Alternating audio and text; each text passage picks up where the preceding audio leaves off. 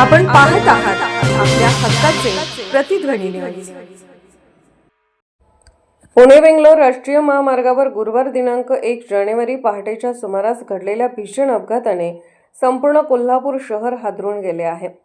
Tawde hotel परिसरात भरधाव वेगाने आलेल्या इनोव्हा कारने रस्त्याच्या कडेला उभ्या असलेल्या तिघांना जोरदार धडक दिली। या अपघातात तीनही व्यक्तींचा जागीच मृत्यू झाला असून परिसरात मोठी खळबळ उडाली आहे। या अपघातात दिलीप अण्णाप्पा पवार वय 65 राहणार वळीवडे रोड गांधीनगर कोल्हापूर, सुधीर कमलाकर कांबळे वय 41 राहणार आटपाडी जिल्हा सांगली आणि विनय सिंग गौड वय 27 राहणार मध्य प्रदेश यांचा मृत्यू झाला आहे। मिळालेल्या माहितीनुसार पहाटे सुमारे 5 वाजण्याच्या सुमारास ही घटना घडली। थंडीचा कडाका असल्याने तावडे हॉटेल चौकात रस्त्याच्या कडेला काही नागरिक शेकोटी पेटवून ऊब घेत होते। त्याचवेळी पुणे बेंगलोर महामार्गावरून अति वेगात येणाऱ्या इनोव्हा कारने नियंत्रण सुटल्याने रस्त्याच्या कडेला उभ्या असलेल्या त्या तिघांना चिरडले। धडक इतकी जबरदस्त होती की तिघांचाही जागीच मृत्यू झाला।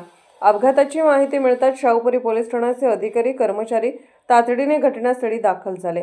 पोलिसांनी घटनास्थळी पंचनामा करून तिन्ही मृतदेह उत्तरीय तपासणीसाठी CPR रुग्णालयात पाठवले। अपघातानंतर काही काळ महामार्गावरील वाहतूक विस्कळीत झाली होती। दरम्यान संबंधित इनोव्हा कार चालकावर कायदेशीर कारवाई करण्याची प्रक्रिया सुरू असून अपघाताचे नेमके कारण तपासले जात आहे। या भीषण अपघातामुळे परिसरात हळहळ व्यक्त होत असून मृतांच्या कुटुंबियावर दुःखाचा डोंगर कोसळला आहे।